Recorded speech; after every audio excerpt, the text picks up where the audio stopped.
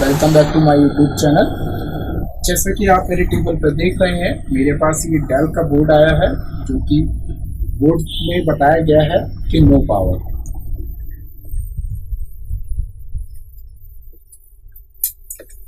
बेकास का बोर्ड है और यहाँ पर इसका पार्ट नंबर देख लेते हैं 153141-1 बताया है मुझे कि नो पावर है। तो मैं जैसा कि बताता हूँ आप लोगों को कि नो पावर के केसेस में आप सबसे पहले क्या करें। इसमें सबसे पहले शॉर्टिंग का प्रोसेस चेक करें। तो हम भी एक बार शॉर्टिंग का प्रोसेस चेक करते हैं और उसके बाद देखेंगे कि नो पावर की कंडीशन एक्चुअल में कैसे आ रही है।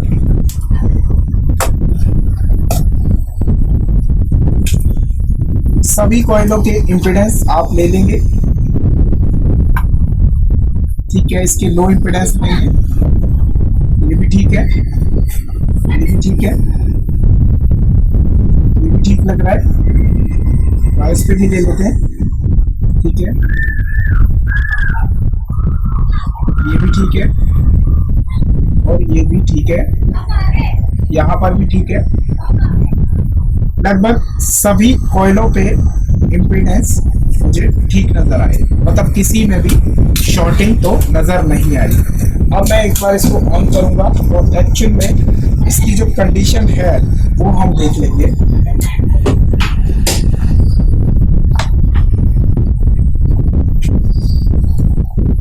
ठीक है, मशीन मैंने ऑन कर दी है और इसको मैं प्लग करता हूँ एक बार और मशीन की तरफ मार्क करेंगे, हम देखेंगे। ऑन करता हूं मैं। अच्छा, बोर्ड ऑन हुआ और अचानक से ऑफ हुआ। मैं एक बार फिर से ऑन करता हूं। यहाँ पर ये पैड बना रहता है ऑन ऑफ का बेगास के अंदर। आप यहाँ से भी ऑन कर सकते हैं या फिर आप इसके पीछे में भी पैड बना होता है। देखिए, फिर से ऑन करता हूं, यानी कि बोर्ड जो है मेरा ऑन हो रहा है और ऑफ हो रहा है। इस तरह का जब केस आता है तो सबसे पहले आप क्या करें, सभी कॉइल्स के ये चेक करें कि किसी कॉइल्स पे ऐसा तो नहीं है कि वोल्टेज नहीं बन रही हो। तो वोल्टेज बनकर गिरने के केसेस में आप CRO से चेक करें, ना कि मल्टीमीटर, क्योंकि मल्टीमीटर कैप्चर नहीं कर पाएगा उस चीज को। चलिए मैं भी CRO को एक बार ऑन करता हूँ।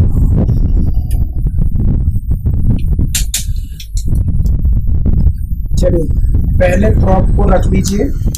ज्यादातर कोशिश करें जिस साइड PWM बनती है उस साइड रखें। और यहाँ पर देखिएगा, और मेरी प्रॉप को भी देखिए कहाँ मैंने रखी है। ये शायद 3 और 5 की कॉइल्स है। तो यहाँ पर देखिए मैं ऑन करता हूँ, मशीन पे आपने मार्क किया,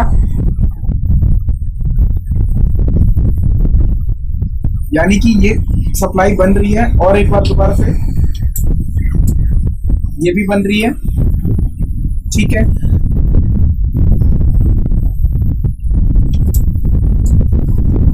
देखा आपने, यहाँ पर सप्लाई बनी, सप्लाई बन रही है। ये भी आई थिंक रैम की होगी। तो इसके बाद एक कॉइल ये नजर आ रही है, इसको भी दे देते हैं, ठीक है, ये भी बन रही है।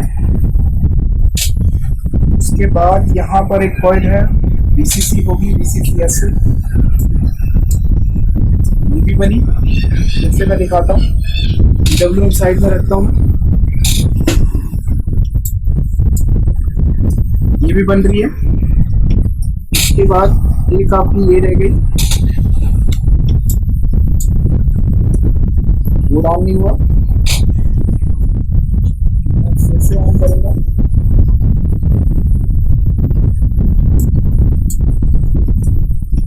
ये सप्लाई मुझे लग रहा है क्या बन नहीं रही है, क्या देखते हैं दोबारा से। आई थिंक VCC कोड शायद लग रही है, बन नहीं रही है, ठीक है। ये भी बनी और ये चार्जिंग की है, ये चार्जिंग के टाइम पे बनेगी। और एक ये VCC GT मतलब GFX होगी। ये तो अभी बनेगी नहीं, एक बार और देखता हूँ दोबारा से।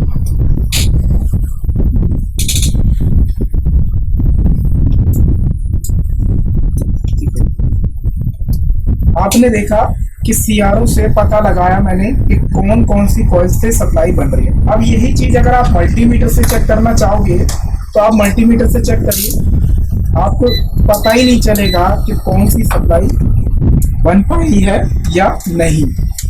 देखिए मैंने किया मल्टीमीटर ऑन और 3.5 पे तो ये दिखाएगा एक्यूरेट, क्योंकि ये 3.5 में क्या है, यहाँ पर देखिए ऑलवेज वोल्टेज है, यहाँ पर भी आ रही है और यहाँ पर भी आ रही है। अब ये रैम की जो है वो देखिए, आप मार्क करिएगा मल्टीमीटर से कितना आपने ध्यान दिया। दोबारा से दिखाता हूँ, इस पॉइंट पे देखिए 1.2,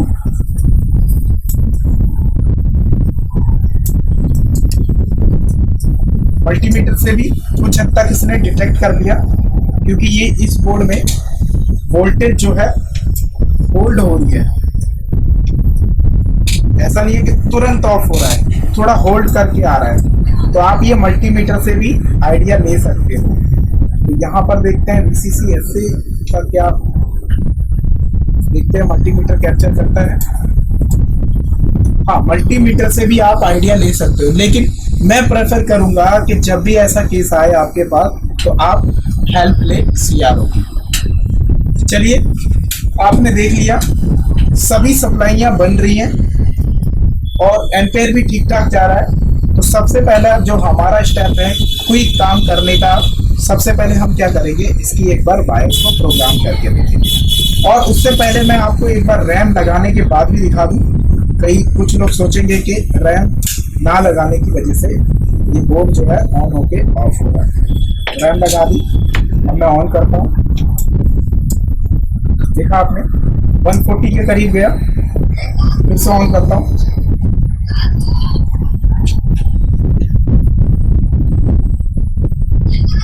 देखिए फिर से ऑन करता हूँ, फिर से 140। इस तरह के केसेस में जो सबसे फास्ट काम करने का तरीका है, सबसे पहले आप क्या करिए, इसकी बायोस को प्रोग्राम करके देखते हैं, और अगर उससे नहीं होता देन उसके बाद हम जाएंगे, क्योंकि हमारा क्या है, सप्लाई सारी ओके है, then power good PLT reset. अभी हमें ये चेक करना होगा कि हमारी बायोस करप्टेड होने के कारण से तो नहीं हो रहा है ऑन होके ऑफ। तो सबसे पहले हमारे पास ये ऑप्शन रहता है कि बायोस हम टेस्टेड इसमें इंस्टॉल करें। तो हम भी एक बार इसमें बायोस को एक बार रीप्रोग्राम करेंगे और उसके बाद चेक करेंगे।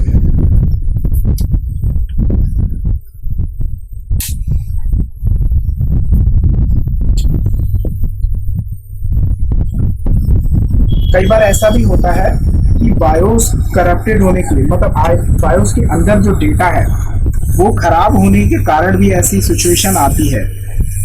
मैं आपकी नॉलेज के लिए बता दूं कि अगर ये बोर्ड बायोस से हो गया तो ठीक, अगर ये बायोस से नहीं हुआ तो फिर आपको क्या क्या स्टेप लेने होते हैं, याद रखिएगा। बायोस के बाद फिर आपको जाना पड़ेगा पावर गुड पर। पावर गुड के बाद, पावर गुड जैसे ही कंप्लीट कर लेते हैं सभी की पावर गुड। चलिए इसका एक बार बैकअप ले लेते हैं। बायोस का बैकअप लेके रखना ज़रूरी है। कई बार ऐसा होता है कि कंडीशन ऐसी आ जाती है कि हमारा बायोस से काम नहीं होता, तो कम से कम एटलीस्ट हम बैकअप डाल के उसकी एज इट इज़ कंडीशन रख सकते हैं। इसमें मैं ये फ़ोल्डर बना लिया है मैंने इसका, और यहाँ पर सेव कर दी है।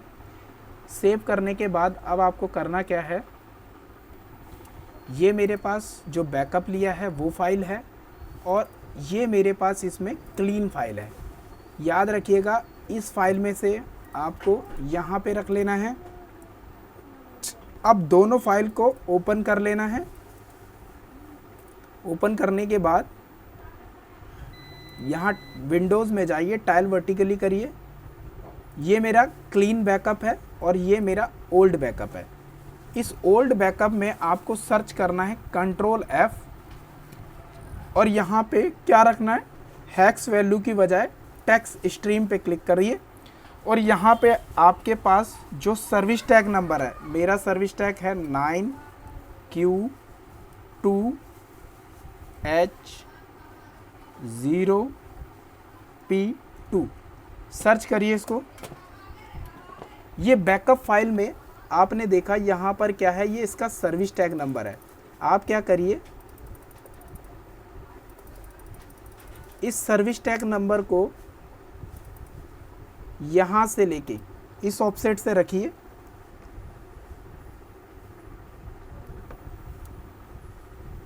पहले आप क्या करिए, इसको इस ऑफसेट का एड्रेस कॉपी करिए यहाँ पे और यहाँ गो टू ऑप्शन पे क्लिक करिए और इस ऑफसेट को इस वाले ऑफसेट में सर्च करना है। ठीक है, यहाँ पे करिए, पहले इस फाइल को सेलेक्ट कर लें और फिर गो टू ऑप्शन पे इस ऑफसेट को एड्रेस को कॉपी कर दीजिए और यहाँ पेस्ट कर दीजिए। फिर अब इस पर क्लिक कर दीजिए फाइल को और यहाँ एंड में आके एंटर करिए। अब ये क्या करेगा, जो ऑफसेट इसमें है वही ऑफसेट यहाँ पर आ गया, यानी कि देखो 083 यहाँ पर ये इस ऑफसेट को इसने पहुँचा दिया। अब करना क्या है, यहाँ से इसको पूरे एड्रेस को, जो इसका सर्विस टैग नंबर है, पूरे को कॉपी कर लीजिए। कॉपी करने के बाद यहाँ पे सेल देखिए कितने, 81। क्या करिए, याद रखिएगा कॉपी यहाँ से करना है, यहाँ से नहीं करना है। यहाँ से करेंगे तो ब्लैंक आएगा, यहाँ से करेंगे तो डेटा आएगा, क्योंकि डेटा हमारा ये F73951 ये मेन डेटा है, ये हमारा डेटा नहीं है, मेन डेटा यहाँ से है। तो यहाँ से कॉपी कीजिए और यहाँ पर हमारा ऑफसेट पहुँचा था, तो इसको क्या करिए, शिफ्ट के साथ सेलेक्ट करते जाइए। सेल कितने थे, 81। यहाँ पर हम आ गए, देख रहे हैं आप 81, और यहाँ पर देखिए सर्विस टैग की जगह पे ब्लैंक है ये, क्योंकि यहाँ पे सर्विस टैग की इंफॉर्मेशन नहीं है। आप क्या करिए, यहाँ से कॉपी कीजिए और यहाँ पे क्या करिए, पेस्ट, और सिंपल आप इसको क्लोज कर दीजिए और इस वाली फाइल को कर दीजिए सेव। सेव हो गई मेरी फाइल। अब सर्विस टैग हमने इसमें इंसर्ट कर दिया। अब जो सर्विस टैग नंबर आ चुका होगा इस मेरी फाइल में, क्लीन वाली में फाइल में हमने रिप्लेस कर दिया। एक बार चेक कर लेते हैं ओपन करके, और कंट्रोल F, और ये सर्विस टैग नंबर है मेरा, देखिए। जबकि अगर मैं इसी फाइल को, पुरानी को अगर मैं लाऊं, इसका नाम चेंज कर देता हूं थोड़ा सा, ठीक, और इस वाली को मैं ओपन करता हूं, यहीं पे ओपन कर लेते हैं, और इसको कंट्रोल F आप करिए, ब्लैंक, क्योंकि इसमें सर्विस टैग की इंफॉर्मेशन है ही नहीं। तो हमें क्या करना होता है, जो बैकअप फाइल है उससे सर्विस टैग नंबर निकालकर इसमें इंसर्ट करना होता है। देन उसके बाद हमें इस फाइल को प्रोग्राम करना होता है, ताकि सर्विस टैग का हमारे लैपटॉप पे डेस्कटॉप और क्लीन, मैंने क्या किया, क्लीन वाला डेटा इसको लिया और राइट कर दिया। राइट करने के बाद ये हमारी फाइल कंप्लीट है, और उसके बाद हम देखेंगे क्या हमारे मदरबोर्ड में डिस्प्ले आया है या नहीं, या मेरा बोर्ड स्टेबल हुआ है या नहीं। चलिए एक बार प्रोग्राम हो जाने दीजिए, फिर प्रोग्राम के बाद चेक करते हैं।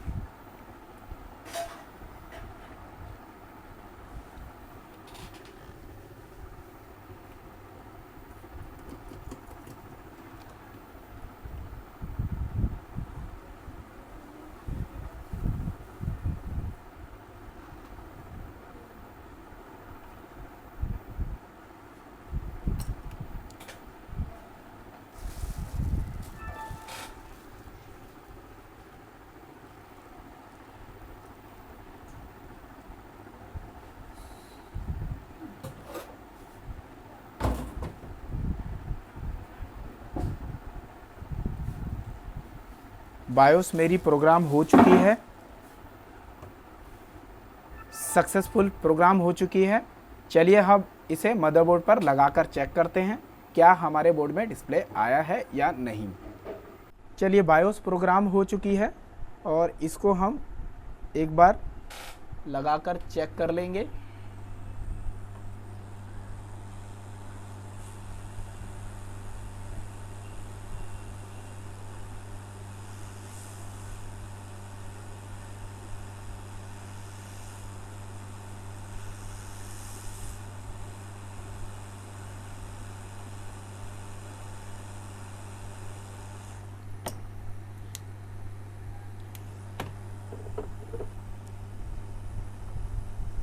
पेस्ट अगर लगा लेते हैं तो आईसी जो है अच्छे से इसको और सोल्डर कर लेती है। ठीक है,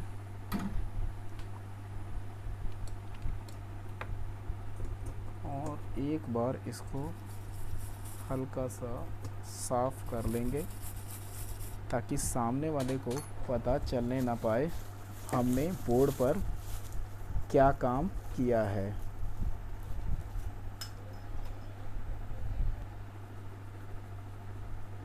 अच्छे से साफ कर लिया है और अब हम इस बोर्ड को एक बार ऑन करके देखेंगे। चलिए, बायोस मैंने लगा दी है और मैं पावर कनेक्ट करता हूँ और चेक करते हैं क्या मेरा बोर्ड जो ऑन होके ऑफ हो रहा था अभी भी हो रहा है। देखिए, बोर्ड स्टेबल हो गया और यहाँ पे कुछ नोटिफिकेशन आ रहा है, यानी कि इस बोर्ड में बायोस करप्टेड होने के कारण से क्या हो रहा था, बोर्ड ऑन होके ऑफ हो रहा था। चलिए, रैम इसमें एक बार लगा लेते हैं। और आज मैंने जैसा कि कहा था स्टार्टिंग में ही, मैं आपको बताऊंगा कि कैसे एक पिन से आप पूरी रैम की रिक्वायरमेंट चेक कर लेंगे। तो मैं वो आज आपको बताऊंगा। पहले मैं एक बार डिस्प्ले देख लूं। इसमें डिस्प्ले आया है। याद रखिएगा, डेल की खासियत है 3 से 4 बार रीस्टार्ट होते हैं तब जाके डिस्प्ले देते हैं। वेट करना होगा हमें।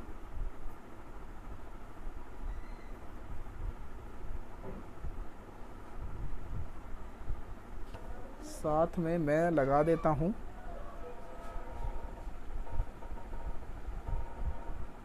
सीमोस भी लगा देता हूं। एक बार रीस्टार्ट बंद हो गया है, एक बार मतलब ऑन होके ऑफ हुआ है, मतलब रीस्टार्ट हुआ है। और साथ में लगे हाथ में क्या करता हूं, सीमोस को भी लगा देता हूं। 2 बार हो गया। ये याद रखना होगा, तीसरी बार स्टार्ट हुआ, 3 बार स्टार्ट हो चुका है। ये डेल के साथ ही है, अदर वेंडर में तो ऐसा नहीं होता है।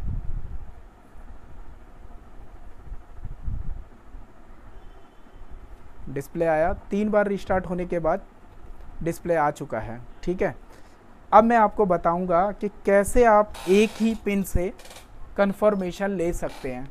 सीआरओ को आप सेटिंग कर लेंगे।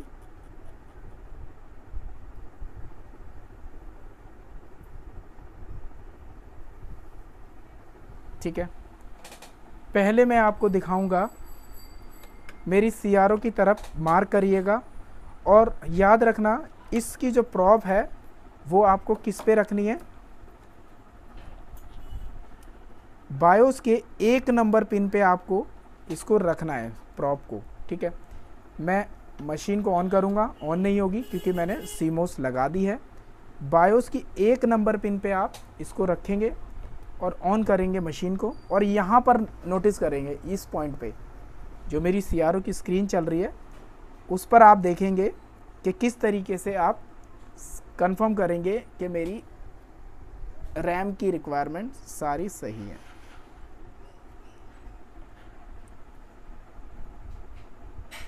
बोर्ड ऑन हो चुका है और आपने देखा, यहां पर देखिए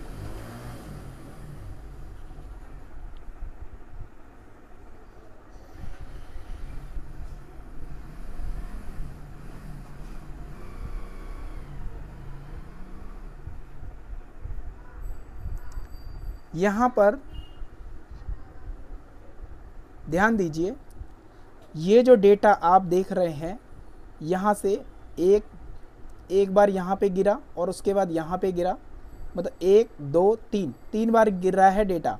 इसके बाद ये ब्लैंक चलता गया। इसका मतलब ये क्या हुआ, यहाँ पर चिप सेलेक्टेड का डेटा ये यहाँ पर आ चुका है। अब मैं आपको दिखाता हूँ कि रैम लगाने के बाद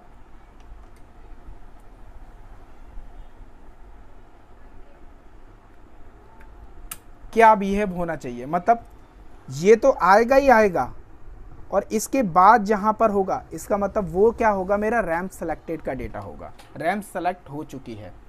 चलिए ऑन करता हूँ मैं बोर्ड को।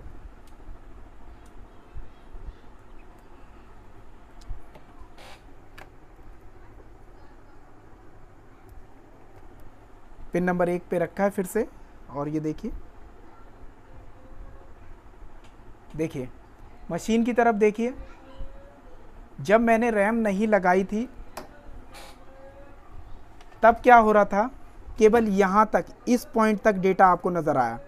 इसके बाद ये जो सारा डेटा है, इसका मतलब इसके बाद जो भी इंफॉर्मेशन आई वो क्या कहलाती है, मेरी रैम सेलेक्ट हो चुकी है।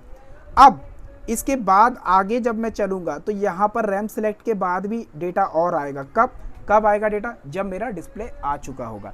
यानी कि ये कहीं ना कहीं कंफर्मेशन करता है मेरा कि रैम सेलेक्ट हो चुकी है। यानी कि अगर इस तरह का डेटा अगर आपको नज़र आता है तो आप समझ सकते हैं कि मेरी रैम की सभी रिक्वायरमेंट पूरी फिल है। फिलहाल इसमें डिस्प्ले आ रहा है, आपने देखा कि कैसे मैंने कंफर्मेशन किया। अभी मैं एक बार स्क्रीन पे के साथ कनेक्ट भी करूंगा, क्योंकि ऐसा होता है इन मॉडलों में, जब हम बायोस को क्लीन करते हैं तो बोर्ड ऑन होते ही स्क्रीन पे एक पॉपअप आता है। उस पॉपअप को भी कैसे हटाते हैं वो भी मैं आज इसको आपको बताऊंगा इस वीडियो में। चलिए इसको मैं एक बार स्क्रीन के साथ कनेक्ट कर लेता हूं और फिर देखेंगे कि जो हमारा एरर जो कि मैंने बताया वो आ रहा है, वो उसको कैसे आप हटा सकते हैं। चलिए बोर्ड को एक बार मुझे पैक कर लेना होगा। यहाँ पे मैं बोर्ड लगा देता हूँ। ज़्यादा पुरानी मशीन नहीं है ये।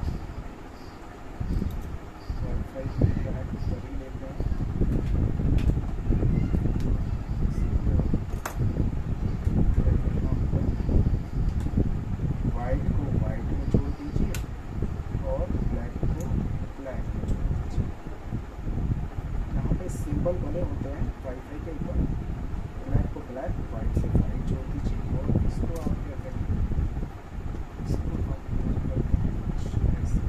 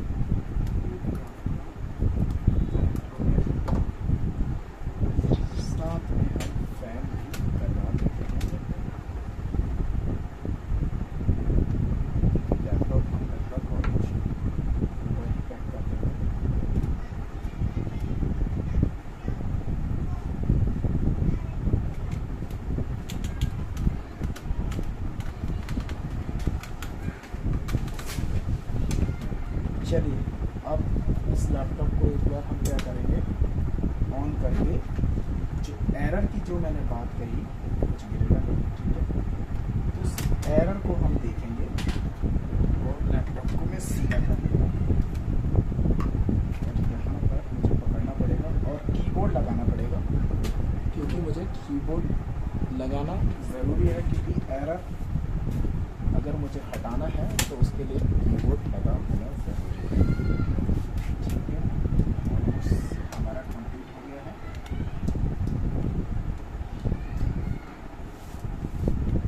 याद रखिए ये जो इंफॉर्मेशन जो मैं बता रहा हूँ ये केवल उन्हीं लोगों के लिए है जो बिगनर हैं।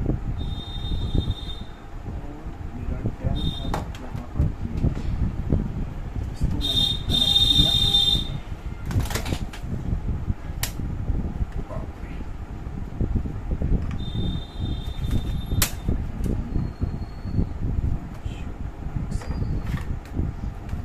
मैंने पेज लगाए नहीं है अभी, क्योंकि यहाँ पर बार बार खोलने में मुझे ये टूटने का डर रहता है।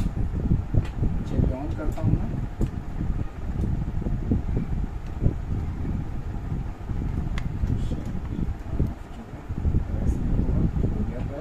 मशीन देखिए, हम पे लूलिया मशीन डिस्प्ले आ गया है।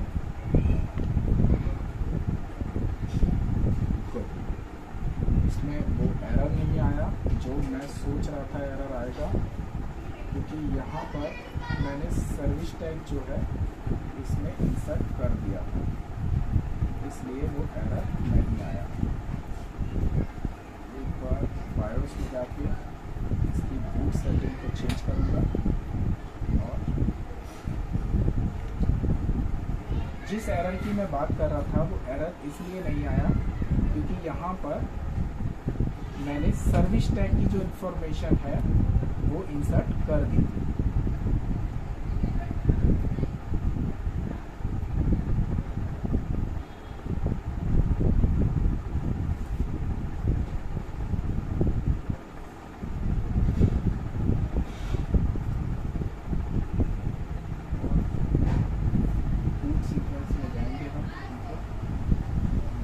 हो रखा है, एक बार UEFI करके देखेंगे, हो सकता है इसकी जो विंडोज़ थी वो UEFI में हो।